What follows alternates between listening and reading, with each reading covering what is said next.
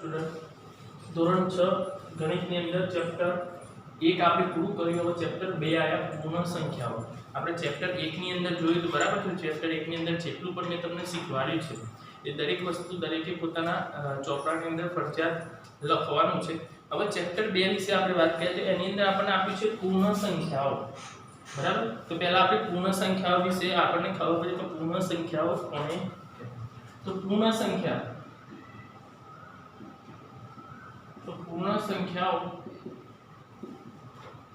તો જો પૂર્ણ સંખ્યાની શરૂઆત આપણે 0 થી આની અંદર આપણે અલગ અલગ સંખ્યાઓ તો પૂર્ણ સંખ્યાની શરૂઆત 0 થી થાય. ક્યાંથી થાય? 0 0 1 2 3 4 કેવી છે આ પણ અસંખ્ય. કેવી છે? અસંખ્ય. પૂર્ણ સંખ્યાઓ કેવી છે? અસંખ્ય. એની શરૂઆત 0 થી થાય એટલે આપણે કહી શકીએ કે સૌથી નાની પૂર્ણ સંખ્યા બરાબર કઈ થાય? 0 એટલે કે 0. કઈ થશે? 0. તો આ યાદ રાખવાનું, પૂર્ણ સંખ્યાની શરૂઆત 0 થી થાય અને એ અસંખ્ય છે અને સૌથી નાની પૂર્ણ સંખ્યા 0 છે. પછી બીજી સંખ્યા પણ આવે છે પ્રાકૃતિક સંખ્યા. કઈ છે? પ્રાકૃતિક સંખ્યાઓ. તો પ્રાકૃતિક સંખ્યાની શરૂઆત ક્યારે થાય? તો 1 થી થાય. 1 2 3 4 5 એ પણ કેવી છે? અસંખ્ય. કેવી છે? અસંખ્ય. જે પ્રાકૃતિક સંખ્યાઓ છે એ પણ અસંખ્ય છે. પૂર્ણ સંખ્યા અને પ્રાકૃતિક સંખ્યા પણ આની શરૂઆત 1 થી થાય. તો અહીંયા આપણે એમ કહી શકીએ કે સૌથી નાની પ્રાકૃતિક સંખ્યા બરાબર 1 થાય. કઈ થાય? તો આ બંનેમાં ધ્યાન રાખજો. પૂર્ણ સંખ્યા હોય તો 0 થાય સૌથી નાની અને પ્રાકૃતિક સંખ્યા હોય તો એ કઈ થાય? 1 થશે. કઈ થશે? 1 થશે. તો આ જે સંખ્યાઓ આપણે પૂર્ણ અને પ્રાકૃતિક બંને સંખ્યાઓ વિશે અત્યાર સુધી ભણેલા છે, ભણીએ છીએ બરાબર. તો એ આપણને ખબર હોવી જોઈએ કે કઈ પ્રાકૃતિક અને કઈ પૂર્ણ. પૂર્ણ અને પ્રાકૃતિકમાં એક જ ફરક છે કે 0. અહીંયા આમાં 0 આવે છે, પેલામાં 0 આવતી 0 થી શરૂઆત થતી નથી પણ 1 થી શરૂઆત થાય છે. ત્યારે બંનેની નાની સંખ્યા ધ્યાન રાખવાની કે પૂર્ણ સંખ્યા સૌથી નાની 0 અને પ્રાકૃતિક સંખ્યા તો 1 થશે. હવે અત્યાર સુધી તમે ભણેલા છે બરાબર, એના વિશે આપણે વાત કરીએ છીએ. તો જે ભણેલા છે કે પહેલા અને પછીની સંખ્યા. તો પહેલા આવતી સંખ્યા બરાબર. તો પહેલા આવતી સંખ્યા, પહેલા એટલે જે પણ સંખ્યા આપણને આપી છે એના પહેલા કઈ સંખ્યા આવે આપણે એની અંદર જોઈએ છે. દાખલા તરીકે અહીંયા આપણે લખીએ છે ખાલી જગ્યા 99. તો 99 ની પહેલા કઈ સંખ્યા આવે છે? તો 99 ની પહેલા તમને કહો 99 પહેલા આપણને કઈ આવશે? 58. કઈ આવશે? 58. તો કોઈ પણ સંખ્યાની અંદર આપણે કે એની પહેલા કઈ સંખ્યા આવે છે. દાખલા તરીકે ખાલી જગ્યા અને 50.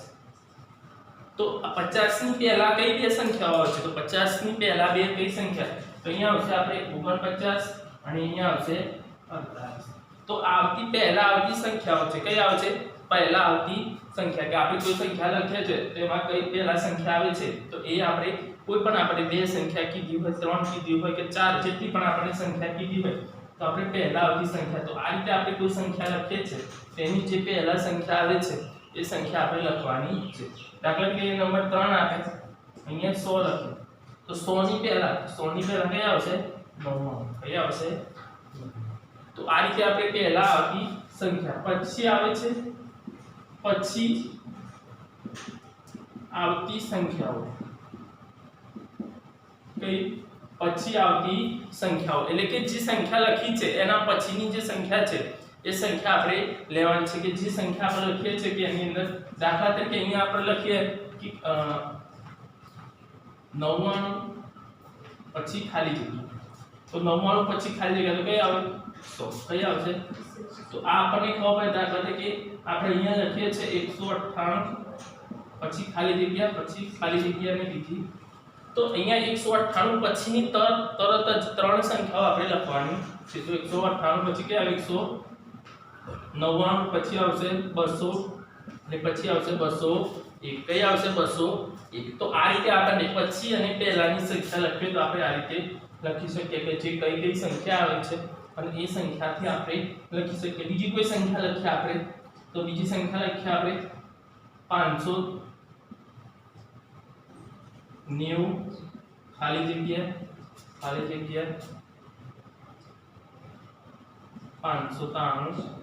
જગ્યા હવે જો વચ્ચે સંખ્યા આપણને એક આપી 590 થી સ્ટાર્ટ કરી બે ખાલી જગ્યા આપી છે પછી 593 આપી છે પછી ખાલી જગ્યા તો આમાં આપણે એની ક્રમમાં સંખ્યા લખી છે તો 90 પછી 591 પછી 592 પછી 593 આપી છે 594 એટલે આવશે 594 તો આ રીતે આપણે પહેલા અને પછી આવતી સંખ્યા લખી શકીએ પછી આવે છે વચ્ચે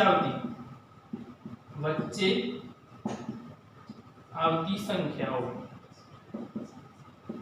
તો વચ્ચે આવતી સંખ્યાઓ કે એ જે કોઈ સંખ્યા આપી છે એની વચ્ચે આવતી આપણે સંખ્યા લખવી છે તો કઈ સંખ્યા આવે તો એ આપણને ખબર જો એ સંખ્યા જોઈએ તો આપણને ખબર બરાબર તો કે 699 પછી ખાલી જગ્યા 601 તો અહીંયા આપણને ખબર પડી જાય કે આની વચ્ચે કઈ આવશે તો આ જે બે સંખ્યા છે એ બે સંખ્યાને આપણે વચ્ચે લખવી છે તો એ બંનેની વચ્ચે કઈ આવશે તો અહીંયા આપણે કે 699 સોરી 701 તો 699 અને 701 તો આ બંનેની વચ્ચે સંખ્યા લેવી છે આપણે તો અહીંયા કેવી આવશે તો 700 કેટલી આવશે 700 અને પછી 701 કઈ આવશે 701 તો આ રીતે આપણે વચ્ચે આવતી સંખ્યાઓ જે આપણે ખબર ના હોય કે સંખ્યા આપણે લખવી છે તો એ સંખ્યા આપણે વચ્ચે કઈ સંખ્યા આવે છે એ સંખ્યા આપણે લખી શકીએ દાખલા તરીકે આપણે 1000 ખાલી જગ્યા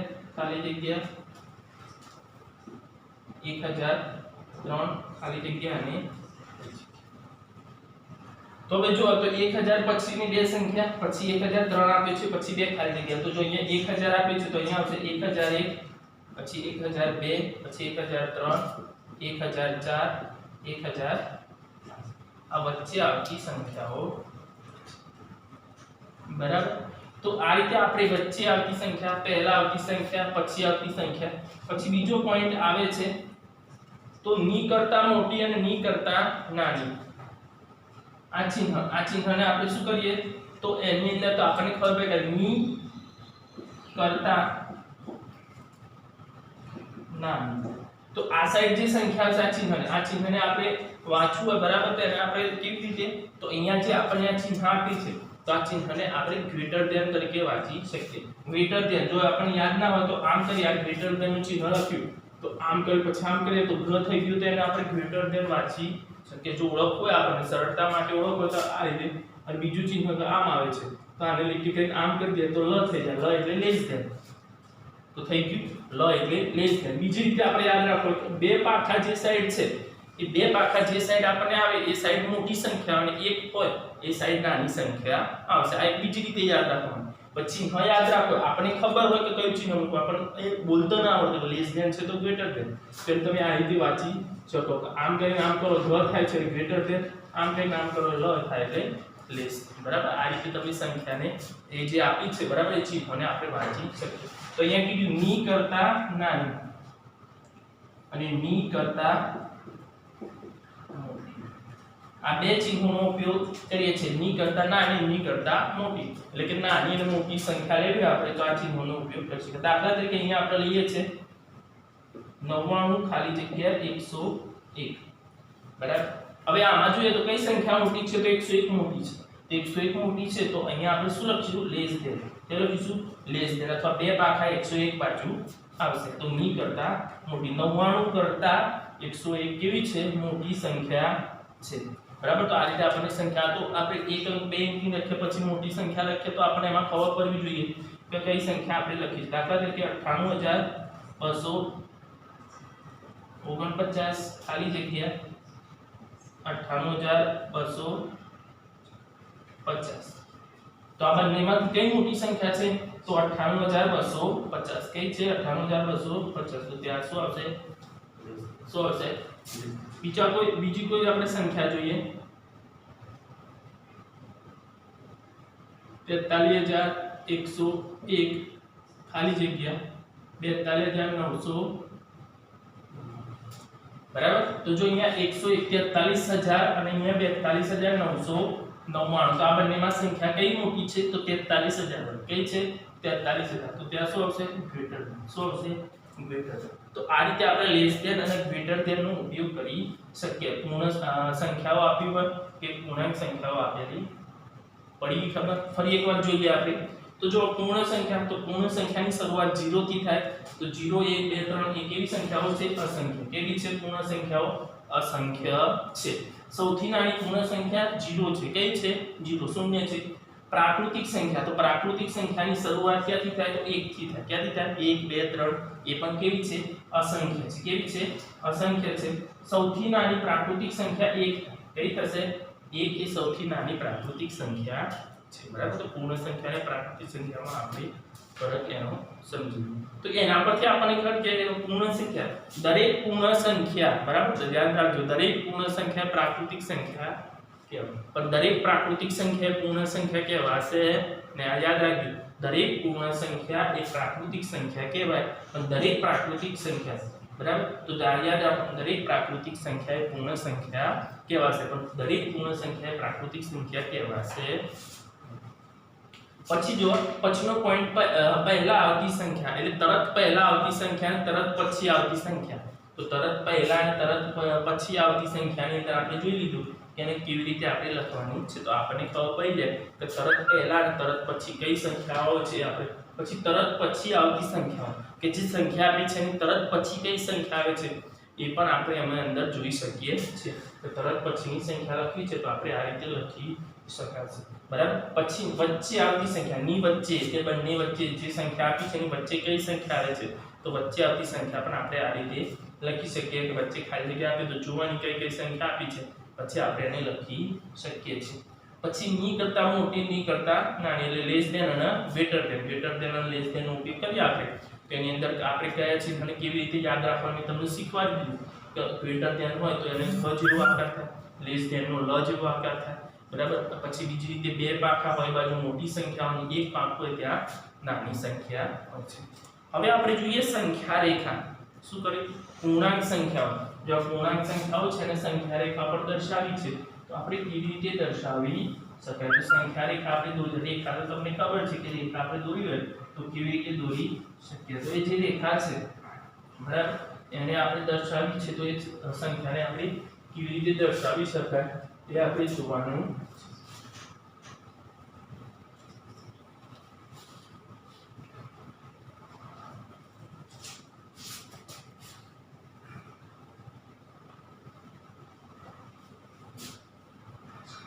હવે સંખ્યા રેખા, પૂર્ણાંક સંખ્યાઓનું સંખ્યા રેખા પર નિરૂપણ અથવા સંખ્યા રેખા આપણે દોરવી છે તો સંખ્યા રેખા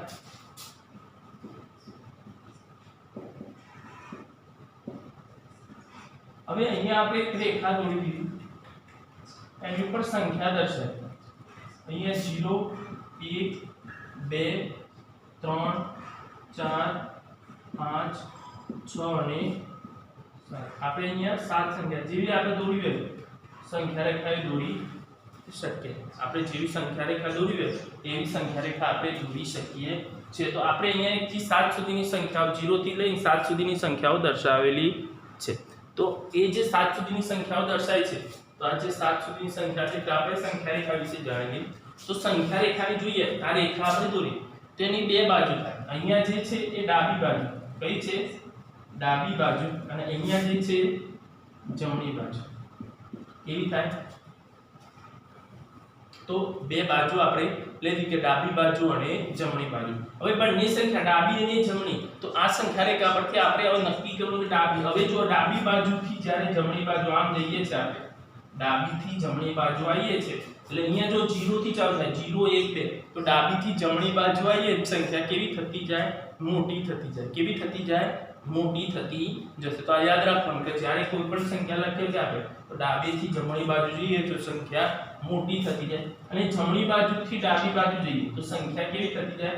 નાની થઈ જાય. અહીંયા છે મોટી અને અહીંયા થાય નાની. બરાબર. તો સંખ્યા મોટી અને નાની ત્યારે કોઈ પણ સંખ્યા આપણે લખીએ તો એના પરથી આપણે ચડતો ઉતરતો ક્રમ ખબર પડી જાય ને. જ્યારે આપણે કોઈ સંખ્યાઓ આપી હોય તેને ચડતા અને ઉતરતા ક્રમમાં લખવી હોય તો આપણે આ રીતે એને દર્શાવી શકીએ કે એમાં કઈ સંખ્યા કઈ બાજુ ચડતો ક્રમ. બરાબર. ચડતા ક્રમમાં તમે શીખી ગયા આગળ તો ચડતો ક્રમ જે છે, બરાબર, પાંચમાની અંદર બી આવતો તો ચડતો ક્રમ. ચડતા ક્રમમાં હોય પહેલા સંખ્યા સૌથી નાની હોય, પછી એનાથી મોટી, એનાથી મોટી, એટલે એ કેવું થાય તો ડાબીથી જમણી બાજુ જવું પડે એટલે સંખ્યા મોટી થતી જાય અને ઉતરતો ક્રમમાં કેવું જમણીથી ડાબી બાજુ જવું પડે એટલે સંખ્યા કેવી મોટાથી નાની થતી જશે સંખ્યા કેવી થાય મોટાથી નાની થતી જાય તો આ રીતે આપણે ચડતો ક્રમ અને ઉતરતો ક્રમ પણ આ સંખ્યા રેખાની મદદથી દર્શાવી શકે તો એની અંદરથી જો આપણે ડાબી અને જમણી બાજુ પછી આપણે સંખ્યાઓ કીધી હોય તો કેવી રીતે તો અહીંયા આપણે જે સંખ્યા રેખા આપી છે તો 2 1 4 ની તો 2 એ 4 ની કઈ બાજુએ કહેવાય તો 2 જે સંખ્યા છે 4 ની તો 4 ની આ બાજુ છે તો આ બાજુ છે તો ડાબી બાજુ તો 4 ની ડાબી બાજુએ કહેવાશે પછી 3 એ 1 ની કઈ બાજુ કહેવાય તો 1 ની કઈ બાજુ તો 1 ની આ બાજુ છે અને જમણી બાજુ તો આ રીતે આપણે બાજુ ખબર પડી જાય કે કઈ સંખ્યા કોની બાજુમાં છે જો એ 0 ની બાજુમાં 1 એટલે જમણી બાજુ થઈ પછી 1 ની બાજુમાં 2 એ જમણી થઈ પણ 2 ની 2 છે બરાબર 0 એ 2 ની કઈ બાજુ એવું કીધું હોય તો ડાબી બાજુ આવી જાય તો કઈ સંખ્યા કોની બાજુમાં છે ડાબી બાજુ છે કે જમણી બાજુ છે એ આપણે એની અંદર સંખ્યા રેખાથી દોરો એટલે એમાં ખબર પડી જાય કે આપણે કઈ સંખ્યા કઈ બાજુ છે કે ડાબી બાજુએ સંખ્યા દર્શાવેલી છે કે જમણી બાજુ તો એ સંખ્યા રેખા આપણે દોરીએ તો આપણને ખબર પડી જાય કે કેવી રીતે આપણે જો એને ઉદાહરણ આપવું જોઈએ દાખલા તરીકે અહીંયા લખવું છે આપણે 5 એ 7 ની ખાલી જગ્યા બાજુએ છે બરાબર 5 એ 7 ની તો 5 એ 7 ની કઈ બાજુ થાય ડાબી બાજુ કઈ થાય ડાબી બાજુ થશે કેમ કે જો 5 એ 7 ની ડાબી બાજુએ છે બરાબર તો આ રીતે આપણે ખાલી જગ્યા આવતી હોય તો ખાલી જગ્યામાં આપણને ખબર પડી જાય કે કઈ સંખ્યા કોની બાજુએ છે બરાબર 10 એ 8 ની ખાલી જગ્યા બાજુ એ છે બરાબર તો 10 એ 8 ની તો 10 એ 8 ની કઈ બાજુ હોય તો 10 એ 8 ની જમણી બાજુ કઈ બાજુ હોય જમણી બાજુએ છે તો 10 એ 8 ની જમણી બાજુ તો આ રીતે આપણને બાજુ ખબર પડી જોઈએ કે કઈ સંખ્યા કઈ બાજુ આપણને આપેલી છે હવે જો સંખ્યા રેખાની મદદથી સરવાળા કોની મદદથી સંખ્યા રેખાની મદદથી કેવી સંખ્યા રેખાની મદદથી સરવાળા અને બાદબાકી આપણે કરવાની છે પહેલા આપણે સંખ્યા રેખાની મદદથી અહીંયા સરવાળા જોઈ લઈએ તો સંખ્યા રેખાની મદદથી સરવાળો જોઈએ સિમ્પલ આપણે સરવાળો કરતો તો આપણને આવડે જ છે પણ સંખ્યા રેખાનો ઉપયોગ કરવાનો છે શું કરવાનું છે સંખ્યા રેખાનો ઉપયોગ કરવાનો છે દાખલા તરીકે અહીંયા આપણે લખ્યા છે 3 + 4 તો 3 + 4 એ આપણને ખબર છે 3 + 4 એટલે 7 થાય આપણને ખબર છે પણ સંખ્યા રેખાથી આપણે દોરવું છે તો સંખ્યા રેખાથી કેવી રીતે તો પહેલા આપણે સંખ્યા રેખા દોરી દેશું અહીંયા 0 1 2 3 4 5 6 7 અને 8 આપણે અહીંયા સંખ્યા રેખા આ રીતે દોરવાની કે જેથી આપણને ખબર પડે કે કઈ કઈ સંખ્યા આપણે લેવાની છે બરાબર હવે આપણે શું કર્યું કે પહેલો અંક જે આપ્યો છે પહેલો અંક કયો આપ્યો છે તો 3 આપ્યો છે તો આપણે 3 થી શરૂઆત કરવાની ક્યાંથી શરૂઆત કરવાની 3 થી શરૂઆત જે પહેલો અંક આપ્યો ત્યાંથી શરૂ કરવાનું અને કેટલા અંક તો બીજો જે અંક હોય એટલા અંક ખસવાનો જેટલો બીજો અંક હોય એટલા અંક ખસવાનો દાખલા તરીકે 1 2 3 અહીંયા 4 છે તો 1 3 ને નહીં ગણવાના 1 2 3 અને 4 અહીંયા 4 અંક થશે એટલે કેટલો જવાબ આવે 7 કેટલો આવશે 7 તો આપણને જે આપેલો છે બરાબર એ આપણને ખબર પડી કે એમાં કેવી રીતે આપણે સંખ્યા રેખા દોરી શકીએ છીએ કે જે જવાબ આવે છે બરાબર એ કઈ બાજુ કઈ સંખ્યા આપણને આપી છે તો અહીંયા જોવાનું કે પહેલી જે અંક આપ્યો હોય ત્યાંથી શરૂઆત કરવાની અને બીજો અંક હોય ત્યાં સુધી આપણે જવાનું છે કઈ બાજુ તો જમણી બાજુ કઈ બાજુ તો જમણી બાજુ સરવાળો કરે એટલે હંમેશા આપણે જોઈએ કે જેની જમણી બાજુ જવું પડે તો અહીંયા આપણે એનો પોઈન્ટ લખવો હોય તો 3 થી કેટલા તો 4 અંક 3 થી 4 એકમ અંતર જમણી બાજુ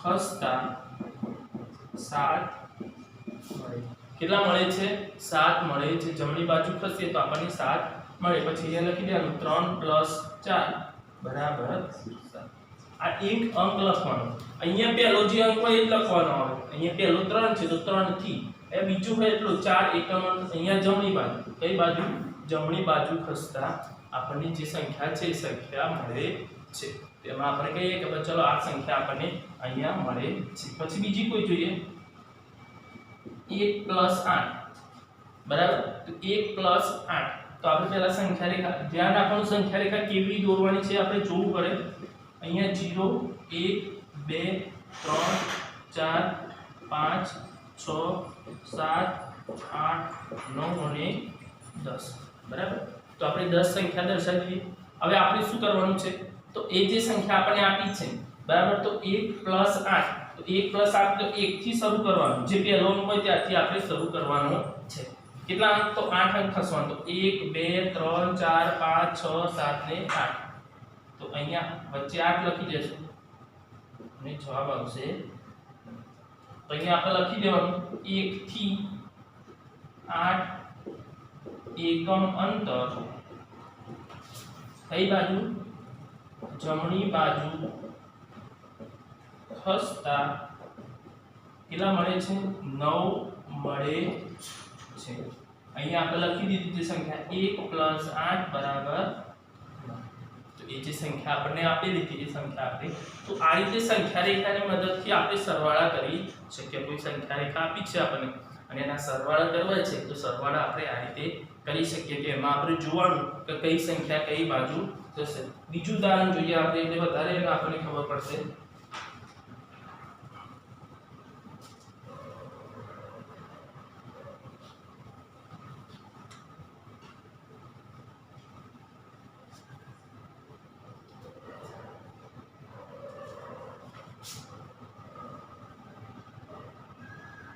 5 + 2 હવે 5 + 2 એને આપણે સંખ્યા રેખા પર દર્શાવી છે તો અહીંયા આપણે સંખ્યા રેખા દોરી દઈએ 0 1 2 3 4 5 6 7 અને 8 ક્યાંથી શરૂ કરવાનું છે તો 5 થી ક્યાંથી કરવાનું 5 થી કેટલા અંક તો 1 અને 2 અંક 2 અંક થશે આપણે કેટલા મળે આપણને 7 કેટલા મળે છે 7 આપણને મળે છે તો અહીંયા આપણે લખવું હોય તો 5 થી 2 એકમ અંતર કઈ બાજુ જમણી બાજુ ખસતા 7 કેટલા મળે 7 તો 5 + 2 બરાબર એનો જવાબ કેટલો મળી ગયો આપણને 7 મળી ગયો તો આ રીતે આપણે સંખ્યા રેખાની મદદથી સરવાળા કરી શકાય એટલે કે સરવાળા આપણે જે સંખ્યા આપી છે એ સંખ્યાથી આપણે એને સરવાળાની અંદર આ રીતે કોઈ સંખ્યાને લખેલી હોય તે સંખ્યાને આપણે એ રીતે સરવાળો કરી શકીએ પછી બીજી કોઈ સંખ્યા જોઈએ 2 + 9 તો આપણે આની સંખ્યા રેખા દોરી દઈએ તો 2 + 9 તો અહીંયા આવે છે તો 0 1 2 3 4 5 6 7 8 9 10 11 ધ્યાન રાખવાનું તો આપણે જોઈએ કે બંનેનો સરવાળો 11 થાય છે એટલે 11 થી વધારે સંખ્યા 11 સુધી તો ઓછામાં ઓછી આપણે લખવી જ પડે કેમ કે આપણે સંખ્યા રેખા દોરવાની છે તો 2 થી શરૂઆત કરવાનું 9 1 2 3 4 5 6 7 8 અને 9 તો કેટલો જવાબ મળશે 11 કેટલો જવાબ મળશે 11 આપણને મળશે તો આપણે એ રીતે લખી શકીએ કે 2 થી 9 એકમ અંતર જમણી બાજુ ખસતા 11 અને અહીંયા લખી દેવાનું 2 + 9 બરાબર 11 તેનો જવાબ કેટલો આવશે આપણને 11 મળે છે બરાબર તો એ જે આપણને આપેલી છે તો આ રીતે આપણે જો સંખ્યા રેખાની મદદથી સરવાળા આપણે કરવાના છે તો સંખ્યા રેખાની મદદથી સરવાળા તો શું યાદ રાખવાનું છે કે પહેલો અંક હોય ત્યાંથી શરૂઆત કરવાની અને જમણી બાજુ કઈ બાજુ સરવાળો કરવાનો આવશે એટલે આપણે જમણી બાજુ ખસવું પડશે અને બીજો અંક જે છે એટલા અંક આપણે ખસવાનું છે બીજો 4 છે તો 4 અંક ખસવાનું 2 હોય તો 2 9 હોય તો 2 9 અંક 8 હોય તો 8 અંક ખસવાનું તો આ રીતે આપણે સંખ્યા રેખાની મદદથી સરવાળા કરી શકીએ છીએ હવે નેક્સ્ટ લેક્ચરની અંદર આપણે સંખ્યા રેખાની મદદથી બાદબાકી વિશે શીખીશું આ જેટલી વસ્તુ મેં તમને અત્યારે શીખવાડી અને જે પણ બોર્ડમાં લખ્યું છે એ દરેકે ઘરેથી નોટબુકની અંદર લખવાની છે।